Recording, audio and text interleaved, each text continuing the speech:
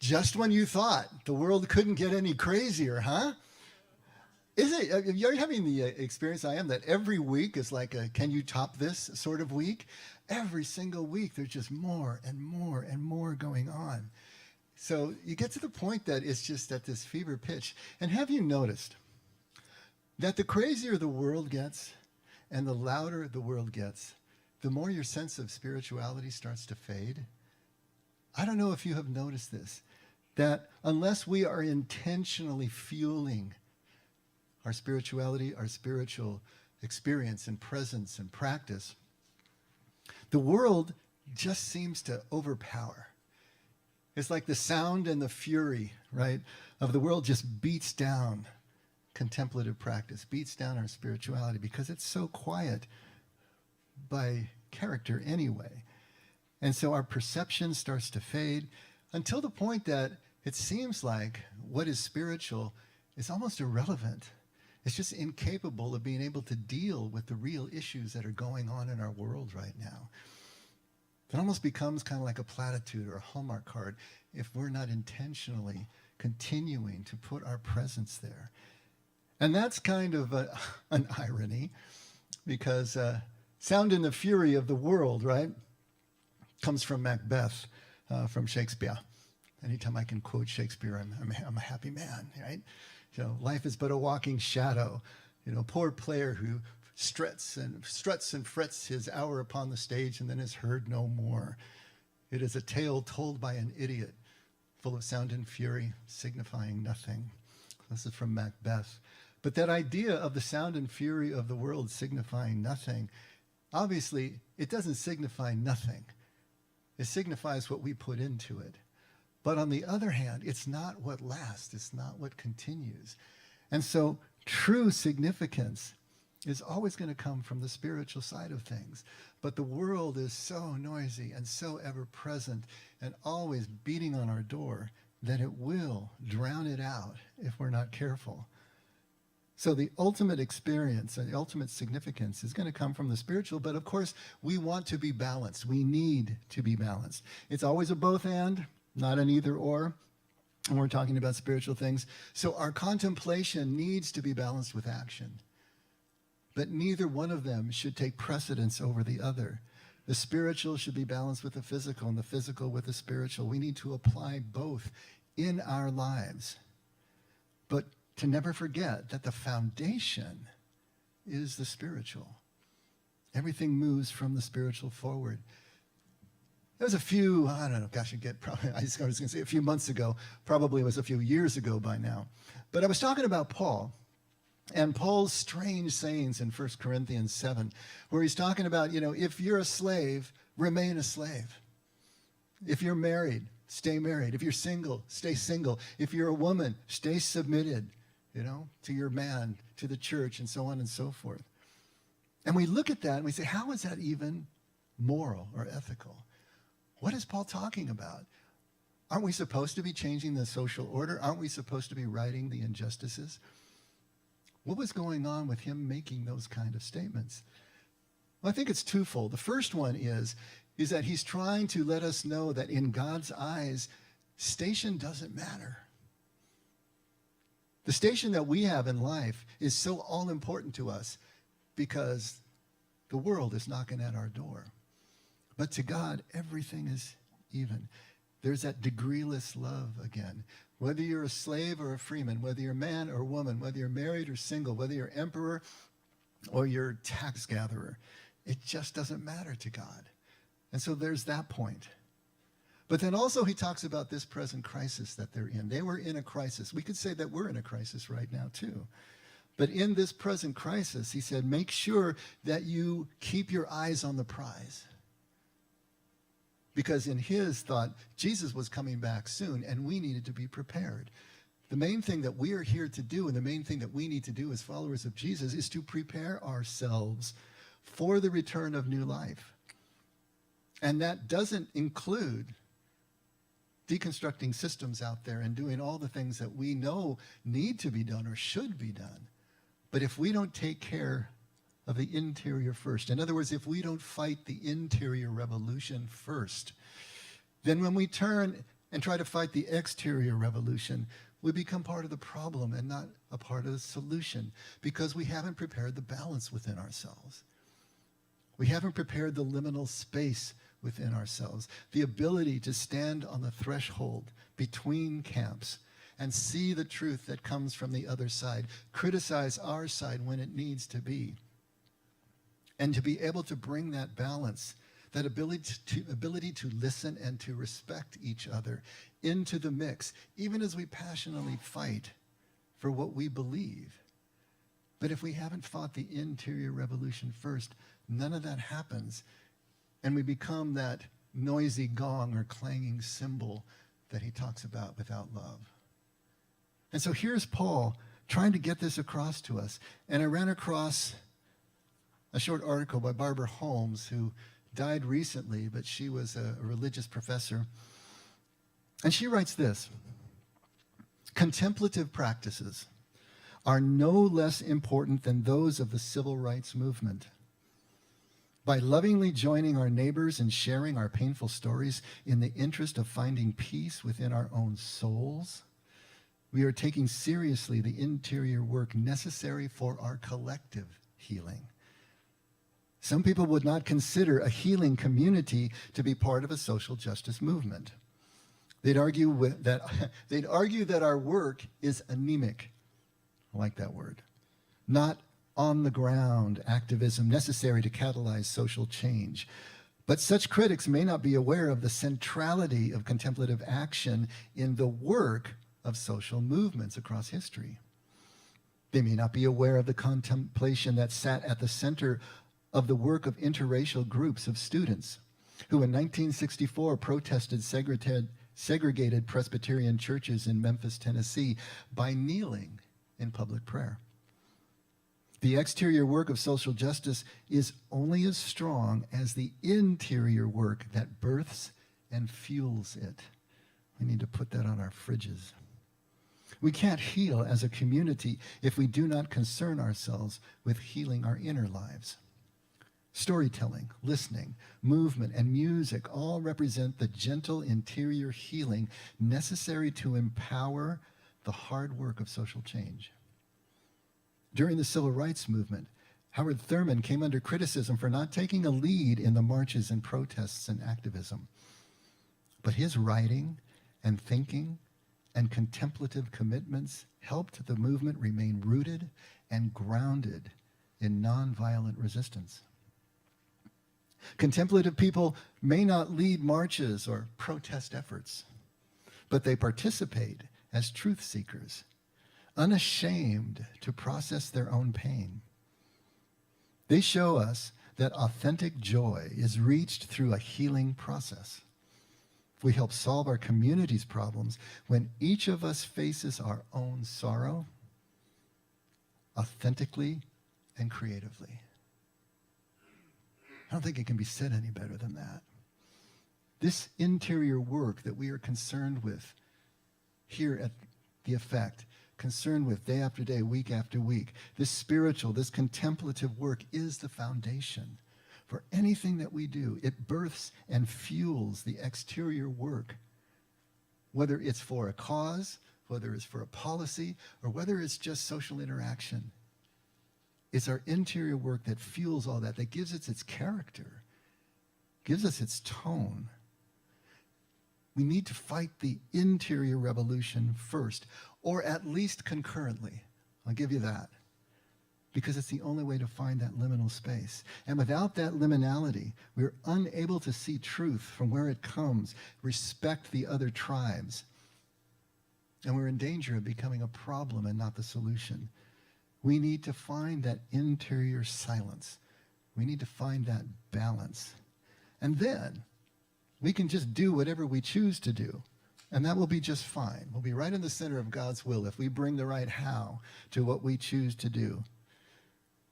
And the world is always calling us to the streets, is it not? With our signs and our placards, calling us to protest and calling us to support, calling us to do whatever it is that we do. But at the same time, remember and keep the balance. Don't denigrate the micro at the same time. The macro is not everyone's calling. The macro is not in everyone's skill set to go out and work at the policy level, go out and work in the streets. That may not be everyone's skill set. But the micro is something that we all live day in and day out. And I'll tell you what, the micro work is harder to do than the macro because no one is watching. No one cares, right? No one is rewarding you necessarily. And in contemplation itself, absolutely no one cares. No one even knows you're doing it on purpose. That's the whole point of contemplation. And so this micro work that we're talking about it's nearly the same. It's not flashy. It's not loud. It's not newsworthy. But I'll tell you what, I couldn't be more proud of our little community here, the way that we have wrapped around Nina and her needs. And I know it's all behind the scenes, and I'm not going to blow anyone's anonymity, but I'm watching people who are driving her to and from places she needs to be, from great distances sometimes, sitting with her for hours, either at her home or in the waiting rooms or in the hospital rooms. They're fixing things around her house, doing all of these things for one of our own. That is no less important than protesting on the streets or working at the policy level. It seems so much less. It seems irrelevant to what's happening in the world, but it's not. Because to God, everything is degreeless.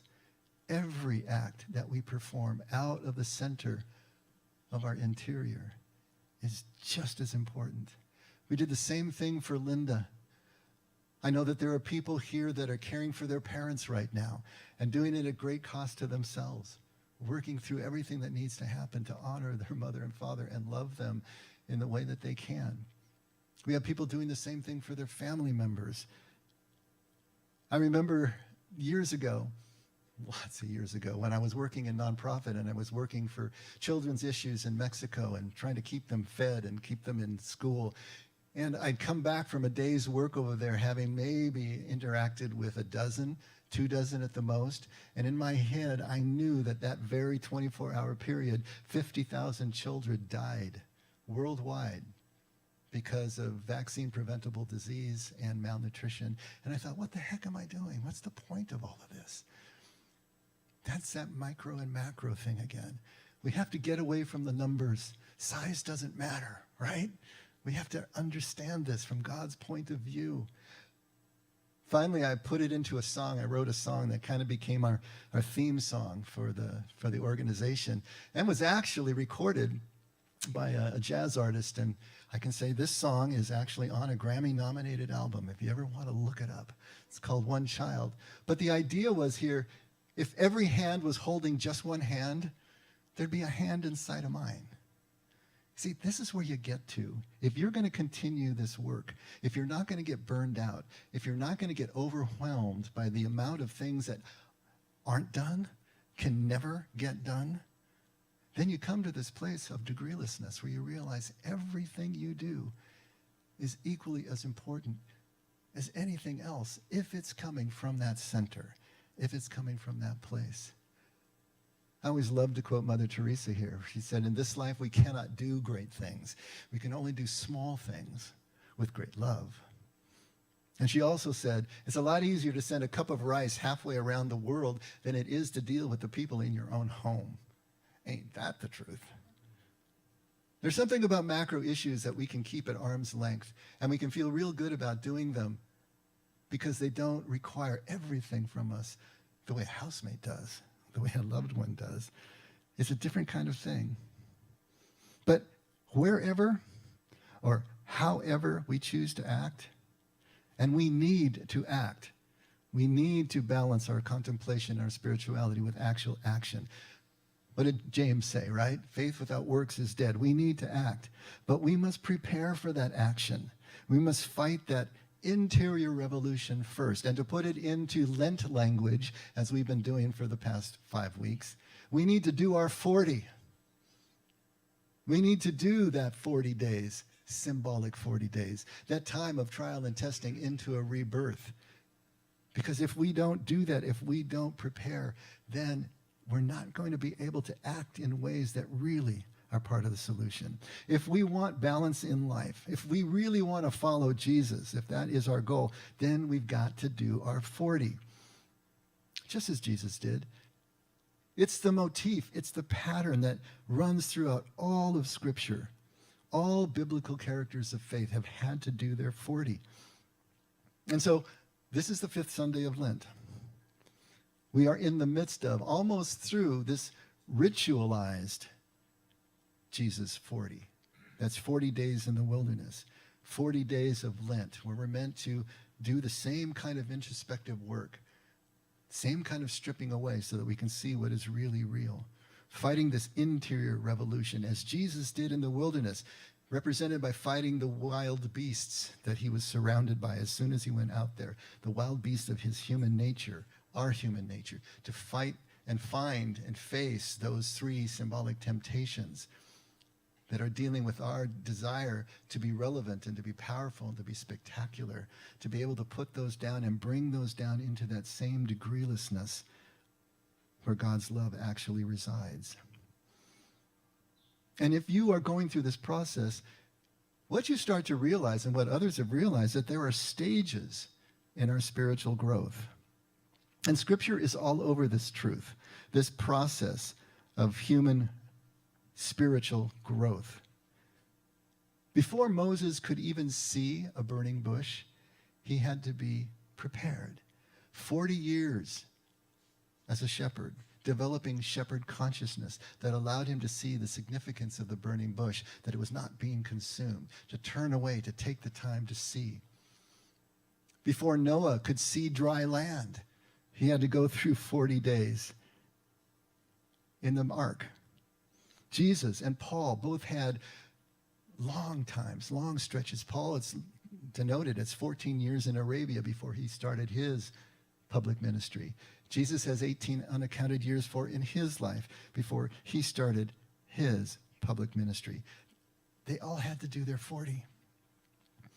They all had to go through these stages of growth.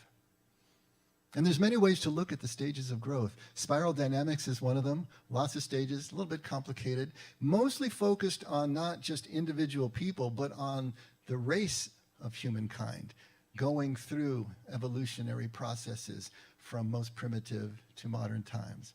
But you have James Fowler in the 60s who came up with stages of spiritual growth that deal with the individual. The one that I really like is M. Scott Peck, who wrote Road Less Traveled, Different Drum. He only has 4 stages, and it's pretty simple. To paraphrase what he says, because I see it all as a function of identity. Where do we place our identity? Who do we think that we really are?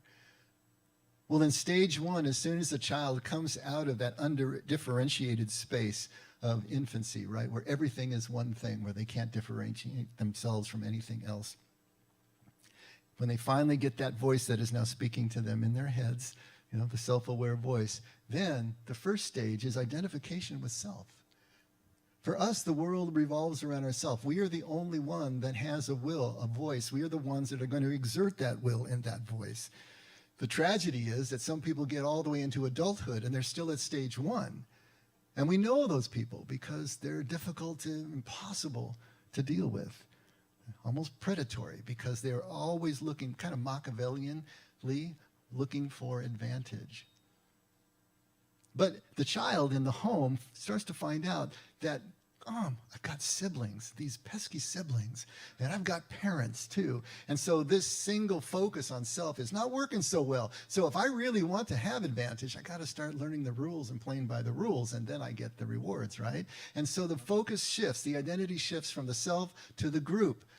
In this case, just the family. But then that grows into the church or the school or the sports team or whatever it is, a political party eventually. Whatever it happens to be that we identify with, our identity shifts to the group. What the group thinks is what we think. The group becomes our source of salvation, our source of survival. And people in stage 2, you know that because they're pretty inflexible. You can't really attack their thought, because anything that chips away at the walls of their fortress has to be shouted down. They have to change your mind in order to feel good about the situation they find themselves within. the Kool-Aid that they have drunk. But guess what happens?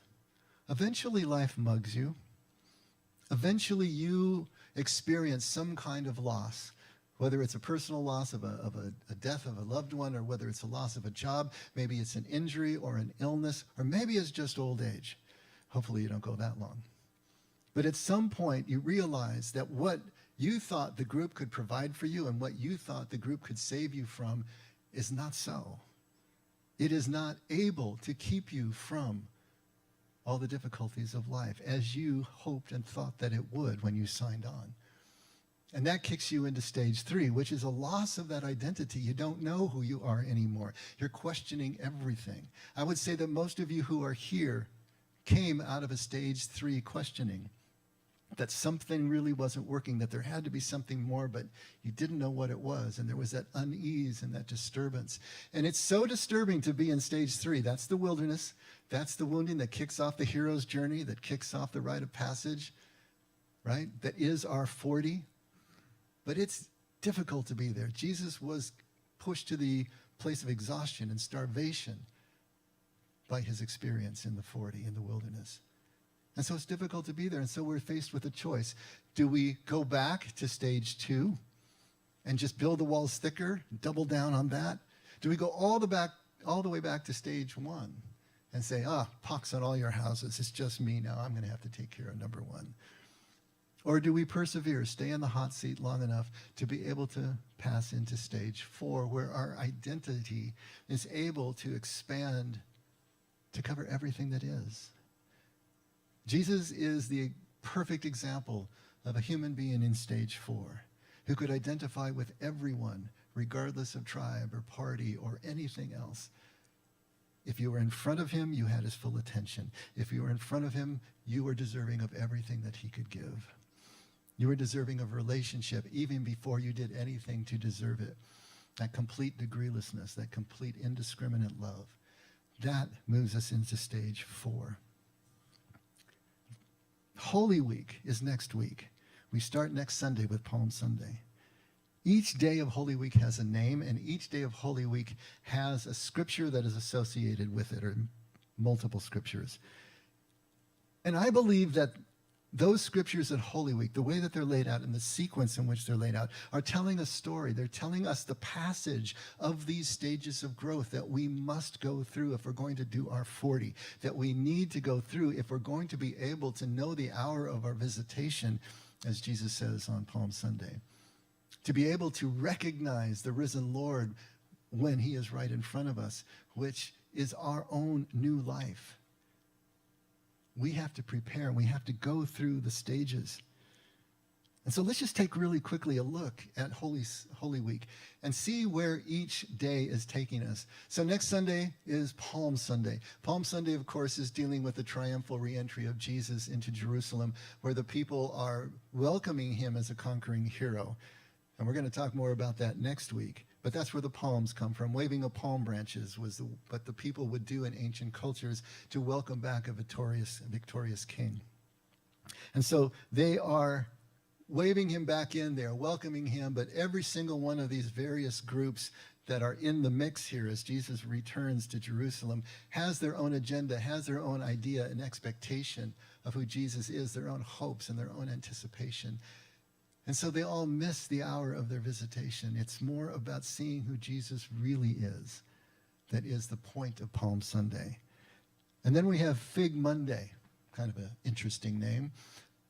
There are 2 scriptures associated with that. Jesus cleanses the temple, and he also curses the fig tree, which is where we get the name from.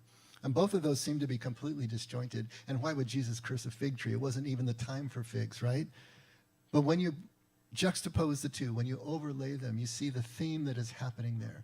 From a distance, the Jewish temple was this bastion, this beautiful bastion of the Jewish, not only faith, but nation.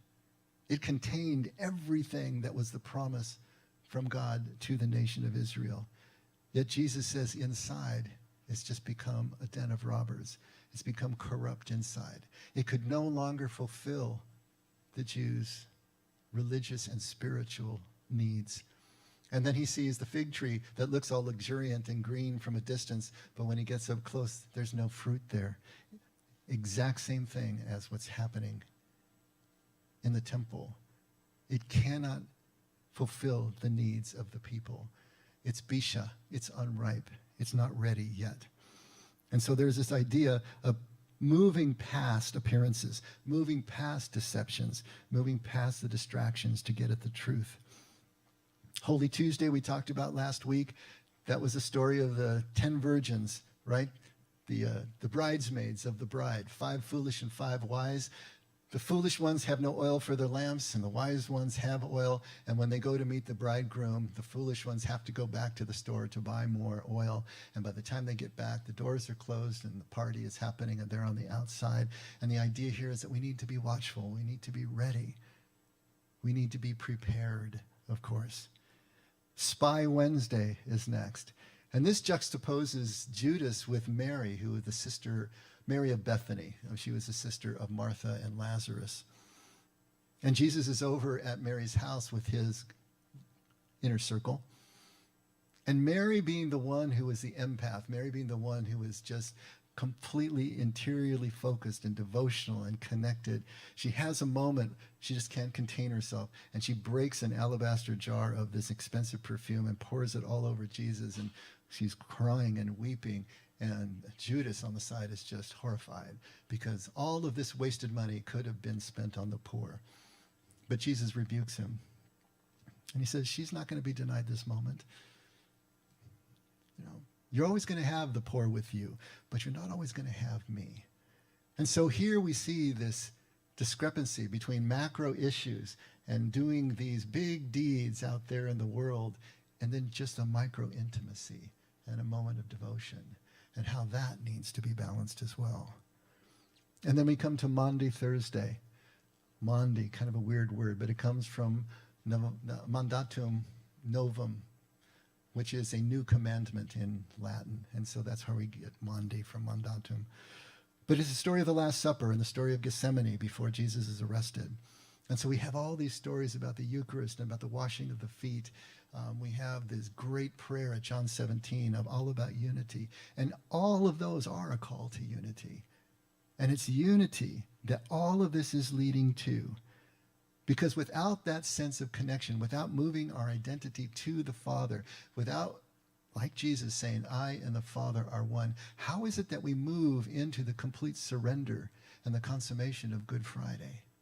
To be able to say, it is finished. To be able to say, into your hands I commend my spirit.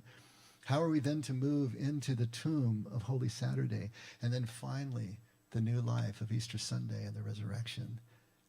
This Holy Week scenario paints a picture of a single person moving through the stages. And what do those stages look like? Well, we talked about stage 1, right? Focus on our identity as ourself.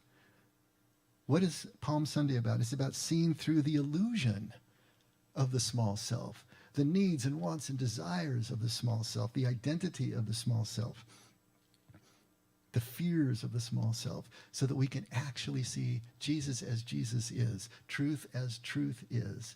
But we need to move through that first.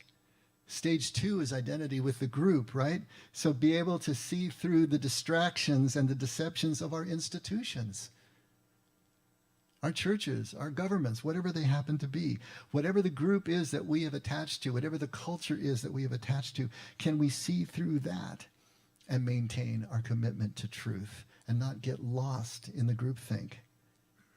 Stage 3, in the wilderness, right? Loss of a sense of identity. And here we are called on Holy Tuesday to balance presence and anticipation. Balance now and not yet.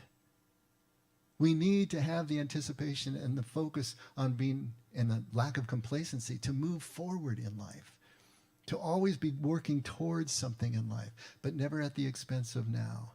Like that Hebrew bride living between the betrothal and the consummation of the marriage, finding a way to be able to celebrate every relationship that is happening now, but still ready for, watchful, and waiting for the moment that everything changes and life starts over again.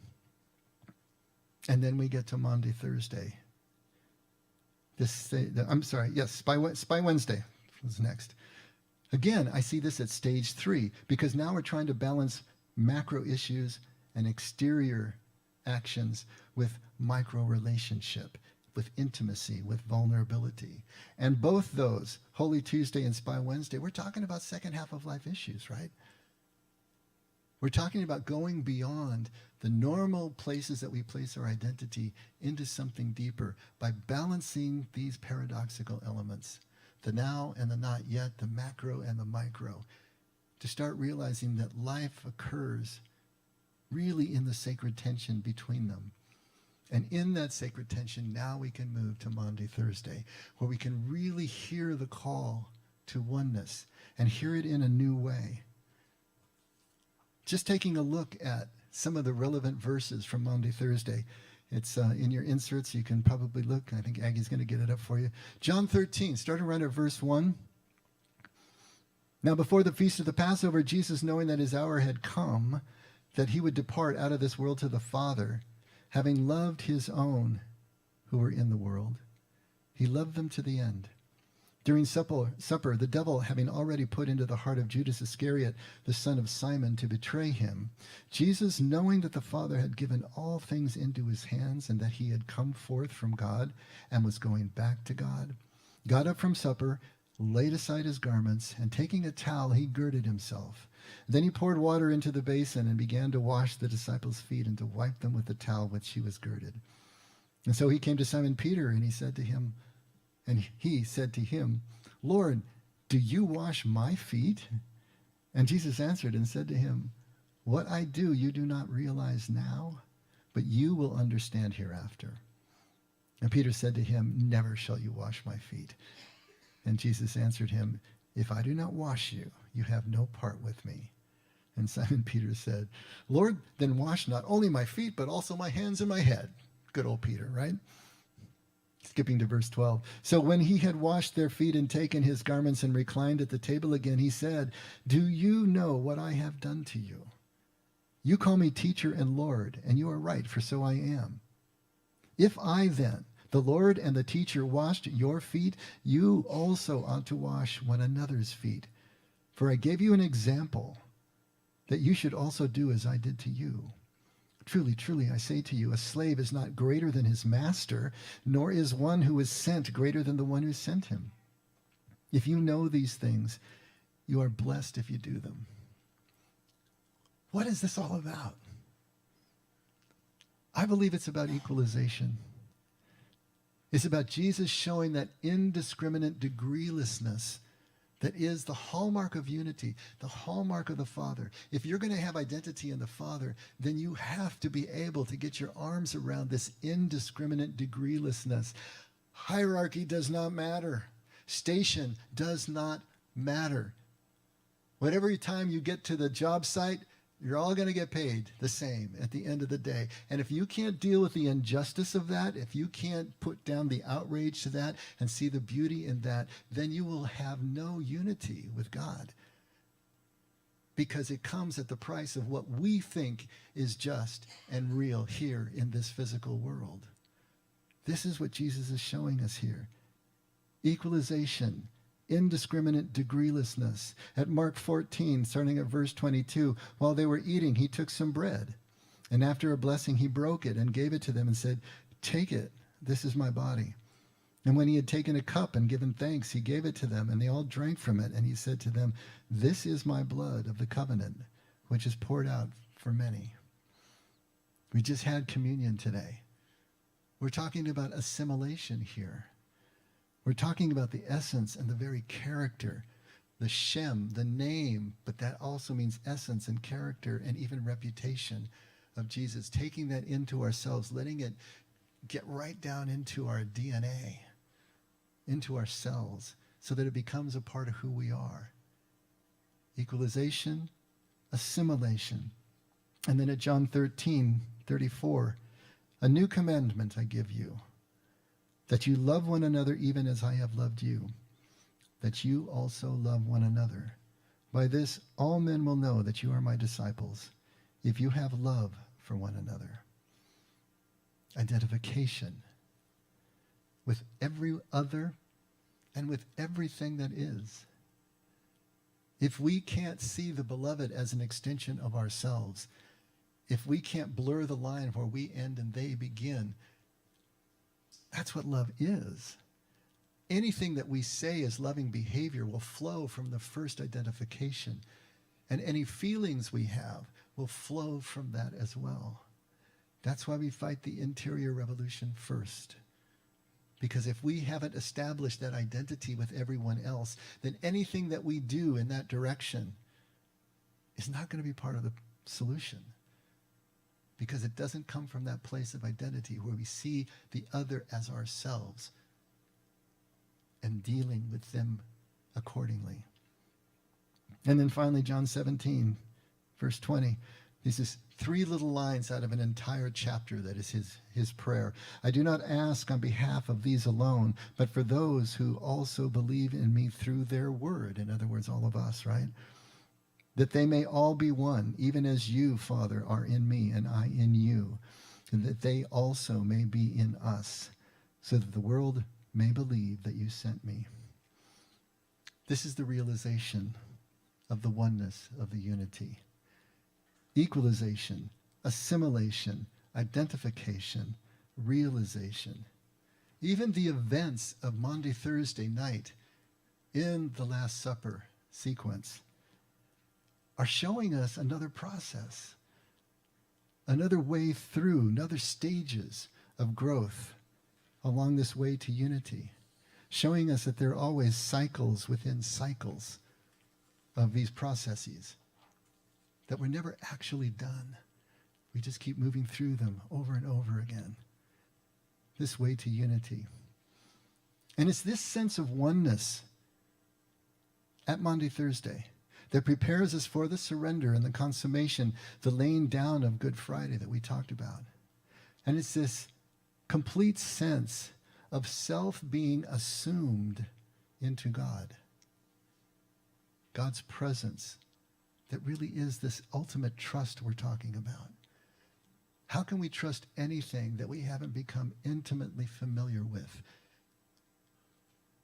In various stages and aspects and events and circumstances, to know that trustworthiness so deeply that we really can fully surrender, become fully vulnerable.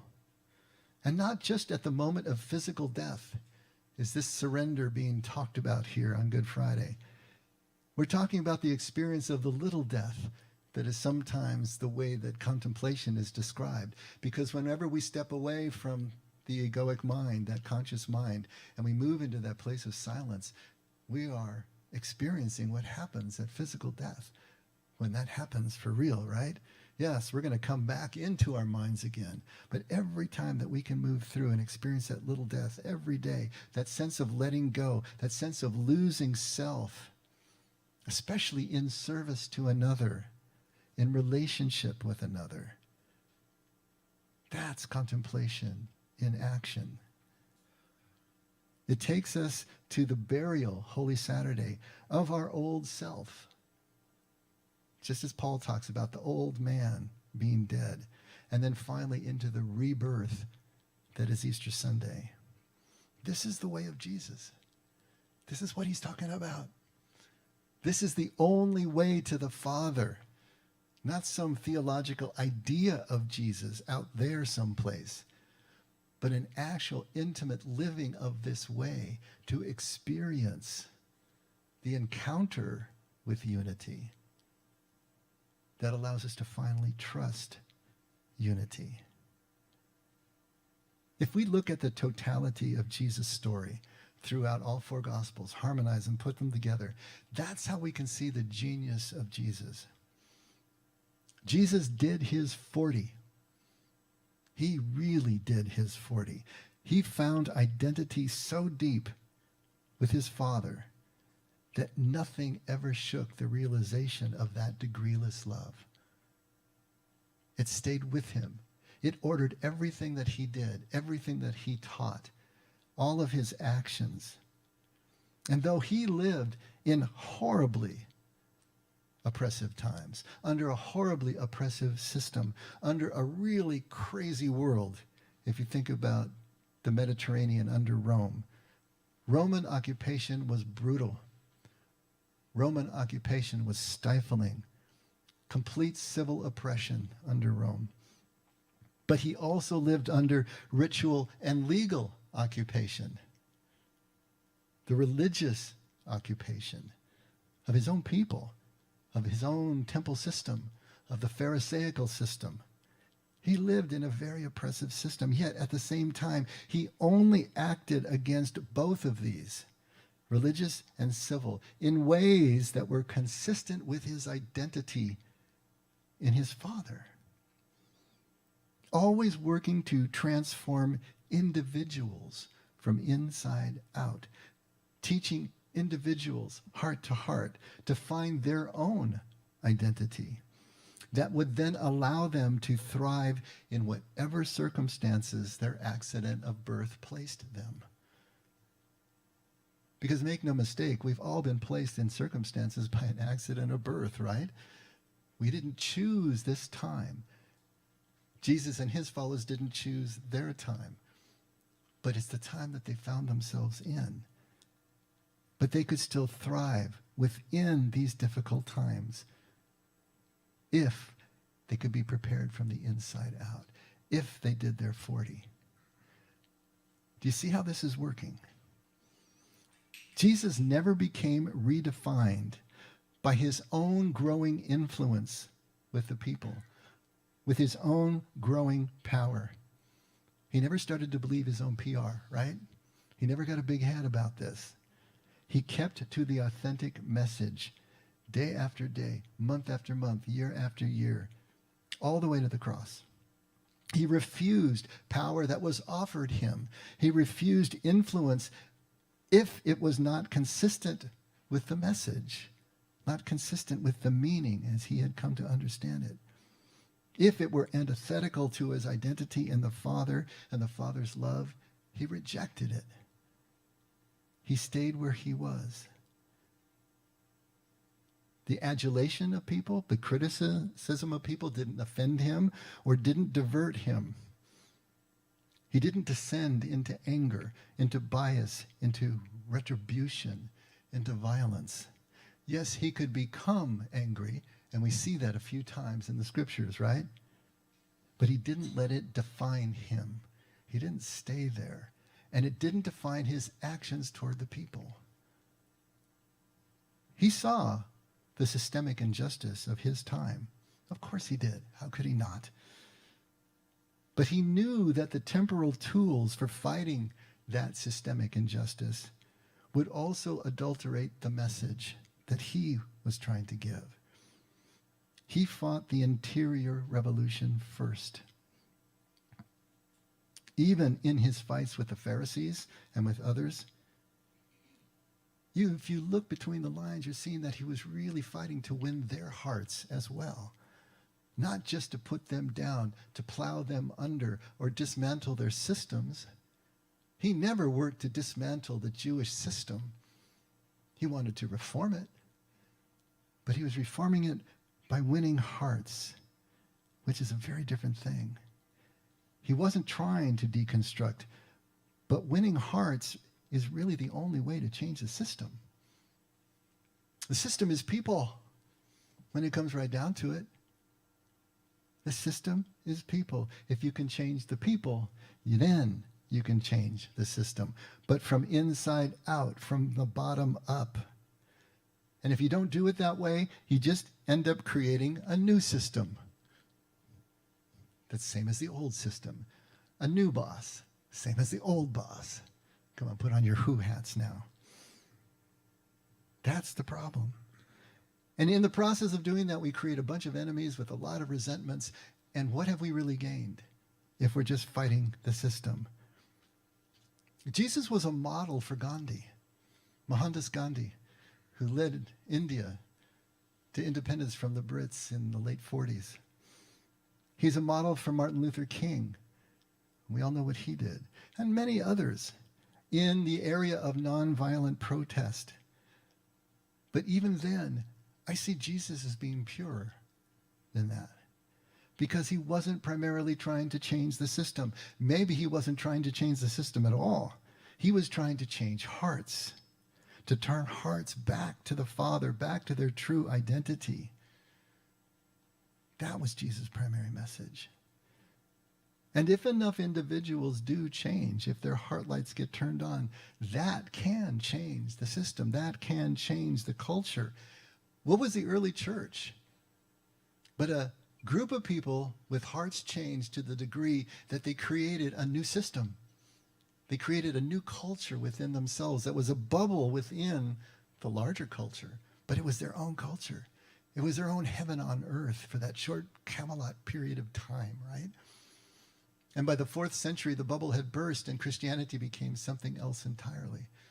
But then that spawned the monastic movement, where they created in the deserts of Egypt and Arabia and Judea their own bubble, their own culture. And then 800 years later, we have Francis of Assisi creating another bubble, another culture. And this is the way that it works. It's individual hearts that change. And then those who want to copy them do so, and they gather, and then more copy and more copy. And if you get enough, you got a culture. And maybe it's just a little culture within the larger culture. And it doesn't last. The Franciscans are not what Francis set out to make them be, but it was still their heaven on earth at the time, starting from inside out, always from inside out. And even if a system doesn't change, we can change within the system we find ourselves at any time if we do our 40. If we fight the interior revolution first, if we find our true identity in the Father and maintain that balance in our action. But the balance is so important. If we focus only on the interior, if we only focus on our spirituality, we can become complacent. We can become navel gazers. We can become so heavenly minded that we're no earthly good. We can become numb to the needs and the suffering that is all around us. And if we only focus on the exterior system, we can become identified with the very dysfunction that we're trying to oppose. We can become corrupt. We need the balance, always the balance between contemplation and action. We must have weight on both sides of the scale. Trouble is, the world always has a thumb on its side of the scale, doesn't it? And so we naturally tend to that side unless we do our 40, unless we intentionally work our spiritual formation. Then this crazy world will make our spirituality seem irrelevant. But if we can practice this presence we're talking about, fight the interior revolution until this oneness of the Father becomes second nature to us, until it's so deep in our cells that it colors everything that we see and everything that we naturally do, then we can act without even thinking about it, just as the Father would in any situation. That's where Jesus' way is taking us. From inside out and from the bottom up. That's where it always starts. The kingdom is within. Start there, and all else will be added. Let's pray. Father, here we are. A lot of us are rocking and reeling by the daily events, the weekly events. But we're here because we want to reorient. We're here because we want to balance. We're here because we want to lean back into you and be reminded